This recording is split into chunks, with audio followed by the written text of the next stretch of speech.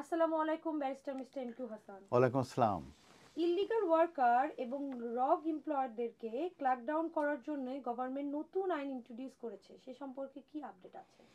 এই ব্যাপারে 30 মার্চ 2025-এ যে নতুন আইনটা তারা মূলত ইমপ্লিকেশন করেছে, সেটাতে তারা বলতে চাচ্ছে যে তারা ক্র্যাকডাউন করবে অন ইল্লিগাল ওয়ার্কিং অ্যান্ড রগ এমপ্লয়ার্স, স্পেশালি ইন গিগ ইকোনমিতে। তো এইটার করার কারণ হচ্ছে যে অ্যাসাইলাম অ্যান্ড ইমিগ্রেশন সিস্টেমটাকে তারা রেস্টোর করতে চাচ্ছে ইন অর্ডার, এবং গভর্নমেন্ট এই যে নতুন যে আইন ল এটা তারা ইন্ট্রোডিউস করতে যাচ্ছে because of the clamped down on illegal working. তা কোম্পানিজ সাধারণত যারা পিপুলদেরকে হায়ারিং করে ইন দ্য গিগ ইকোনমিতে, তাদেরকে এখন লিগালি বাইন্ডিং করা হয়েছে, মানে লিগালি রিকোয়ার্ড করা হয়েছে যে তাদেরকে টু ক্যারি আউট চেক, তাদেরকে চেক করতে হবে এবং কনফার্মিং করতে হবে দ্যাট যে কেউ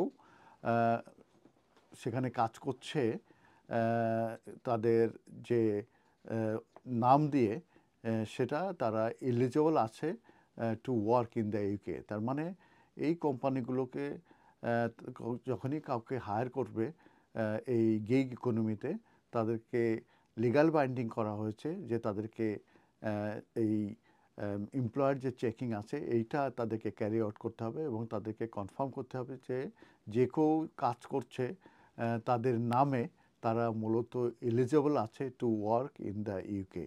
তো এটা এটা মূলত করা হচ্ছে in line with other employers, কারণ অন্যান্য এমপ্লয়ার যারা তাদের প্রতি কিন্তু এটা ম্যান্ডেটারি, যেটা এই মূলত এই গিগ ইকোনমিতে কোম্পানির উপরে এটা ম্যান্ডেটারি ছিল না।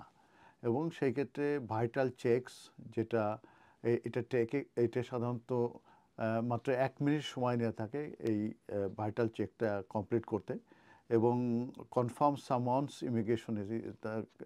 ইমিগ্রেশন স্ট্যাটাস এবং allow them to legally work in the UK.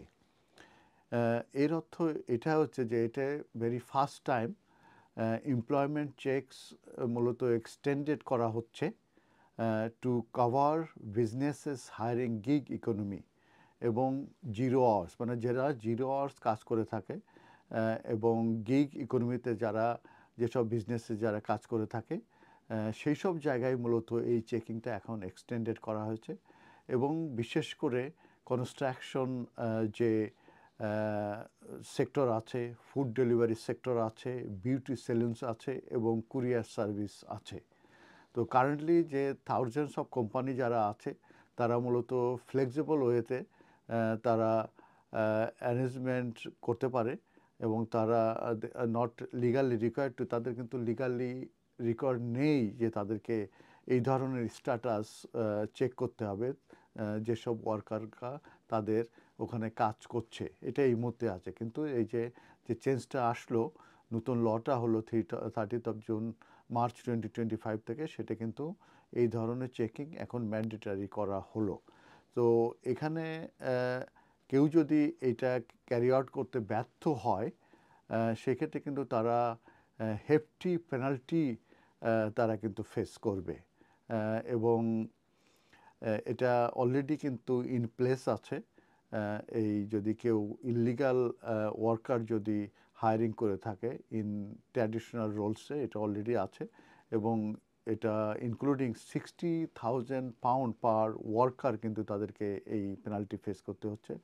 এছাড়াও বিজনেস ক্লোজার হতে পারে, ডাইরেক্টর ডিসকোয়ালিফিকেশন হতে পারে এবং potential prison sentence of up to 5 years হতে পারে। তো এটাই মূলত এক্সপ্যান্ডিং করা হচ্ছে ইললিগাল ওয়ার্কিং চেকস।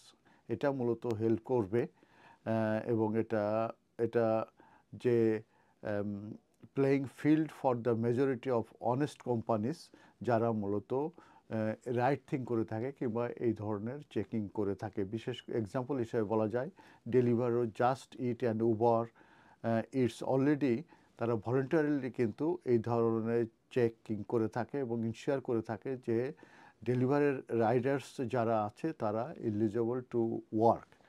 তো এই ক্লাম্পিং ডাউন করা অন ইলিগাল ওয়ার্কিংয়ের এটা on forms a critical part of the government's plan to যেখানে মূলত তারা শক্ত করতে যাচ্ছে যে এন্টার যে ইমিগ্রেশন সিস্টেম আছে সেটাকে এবং রেস্টোর করতে চাচ্ছে tough enforcement of the rules এবং undermine people smugglers using the false promise of jobs for the migrant. ধন্যবাদ।